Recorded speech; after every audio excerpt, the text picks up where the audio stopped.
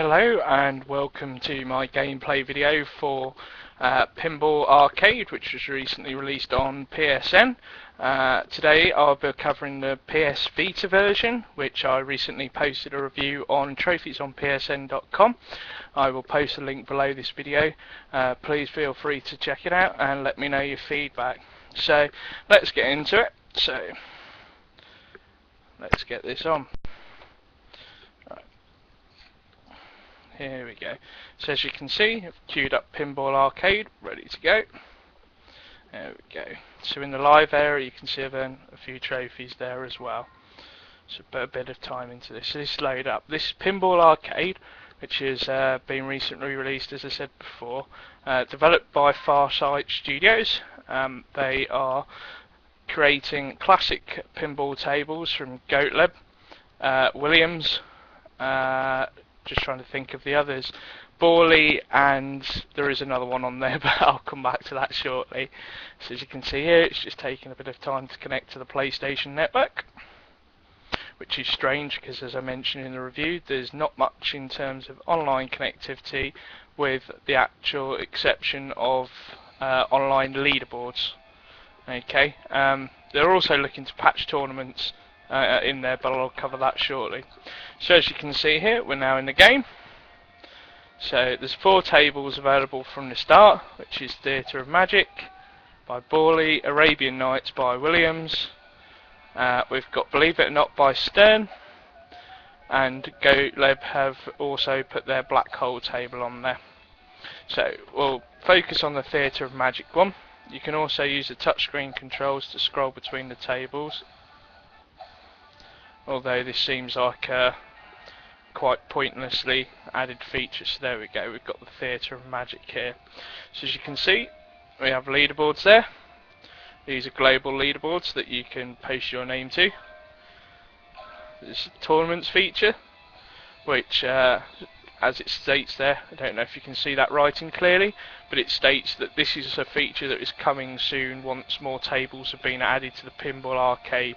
So presumably you'll have to buy the DLC if you want some form of online multiplayer, which is extremely disappointing really. Okay, and it also mentions about challenge modes there as well. Challenge modes and challenge levels, which seem, I don't know, again, disappointing for the fact that you purchase a game and it's not going to be added in until a later date once you've bought more DLC. So anyway, let's get into this. So we'll load this table up. This is the Theatre of Magic by Borley. This is probably the table that I've spent the most time on, as the features on this one and the gameplay is quite nice. So I'll do a sort of panoramic view of the table. And here you can see the features. So there's game set up where you can change the amount of players you want to do. Obviously this is quite useful if you don't want to sort of end the game and you are going for an extremely high score. So here we go, we're just going to have a quick bash on this to give you some idea. So while the ball's there, show you some of the camera views. Now the camera views are quite disappointing, to be honest.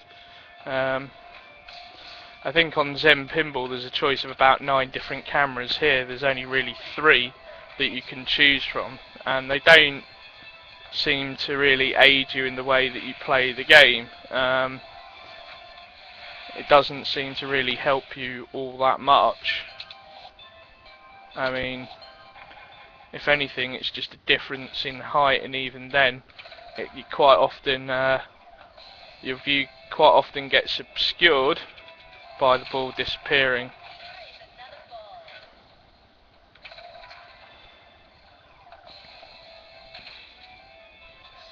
Right, so let's just end this quickly. Extra ball at 600 millions is quite easy to achieve. Sorry, I should have disabled my notifications when I made this video.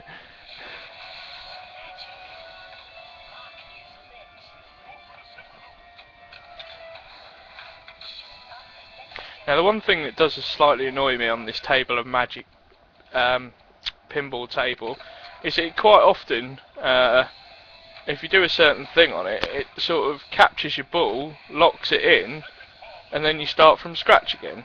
I still haven't quite yet worked out how to unlock those locked balls. I probably should read through the rather lengthy instruction manual, which I'll show you shortly. But here we go, multi-ball.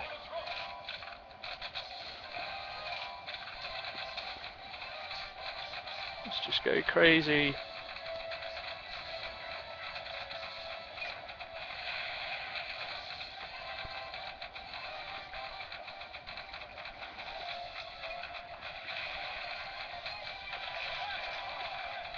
Oh, nice.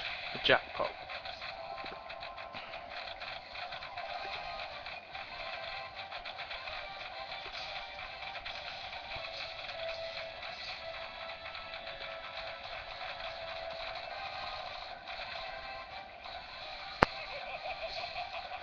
Now, on the table of magic, the graphic display feature in this top left hand corner is quite nice in sort of aiding you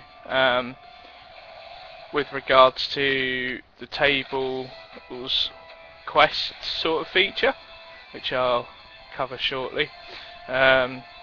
It's quite nice. Unfortunately, some of the other tables don't have a similar thing. The black hole table, for example, literally only just has a score, and that's it. With a score with an astronaut, and that's it. There's no sort of digital features or anything on it, so which, you know, would have been nice if they had included that on that particular table, as it's quite difficult. So that was a nice bonus. I still have not yet earned an extra ball through that system. There we go. So then it saves your data. Right. So there's a look at pinball. The pinball table theatre of magic. Now, if you can see here, under table menu. Now you'll find this with every table. And here at the top you've got instructions. This tells you about all the features. It's quite a lengthy read. If I go down to the bottom feature, end of ball bonus, that's page 20. Some of them have more pages. And you've got access to high scores, global leaderboards. In the extras menu, you've got the table's history, blurb on that, and also the original flyer that's shipped with the table, which is quite nice.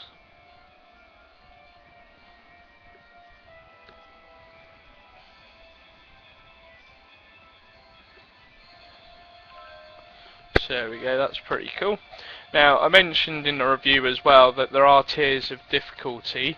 When you complete set amount of goals, the first tier is basically standard goals.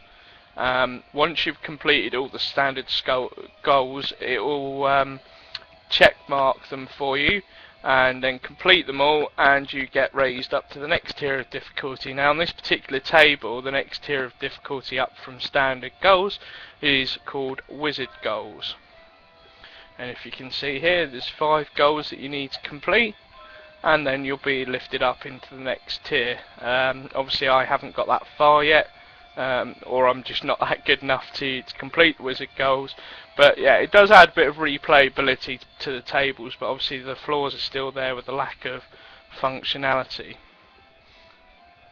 So I'm just going to bring up another table because I want to show you another particular feature, which is where I'm going to now turn the Vita on its side. And this should do that. Right, so here we go. So now you can see it lengthways. Let's see if we can get this right.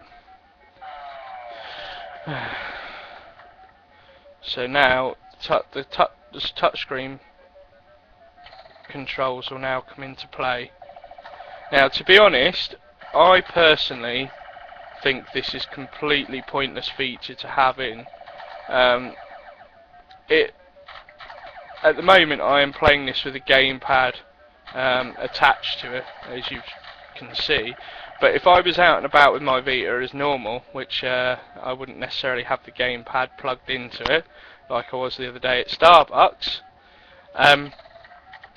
one of the problems I found was when I gripped it in my hand like so, it became extremely uncomfortable to try and use the flippers with one finger, but then when I held it with two hands, my fingers kept touching the rear pad, which can be quite frustrating because the rear pad actually instigates a tilt feature, as you can see there, and then it's game over.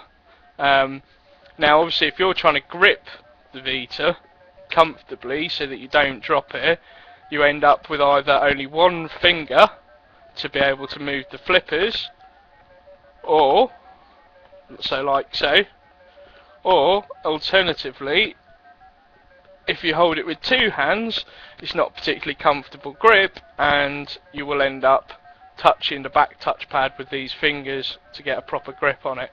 So as I say, you know, that can be quite frustrating. It is quite a unique idea to add that in, but I just don't know whether there was any point to it really, because it doesn't really add anything to the whole game itself. So that's enough of my rambling. I hope you enjoyed having a quick look at the gameplay experience for Pinball Arcade. As I say, you can find the full details of the review up on Trophies PSN. Trophies on psn.com. I will post the link at the bottom of the video. I hope you enjoyed this video, and please subscribe to the channel, as I will be looking to do more videos that will cover more gameplays, reviews, tips and tricks and things that you can do with your Vita.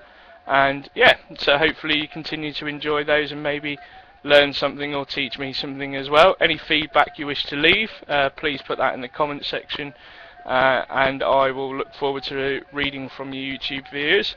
Until next time, my name's Dante Zero. Thanks for watching.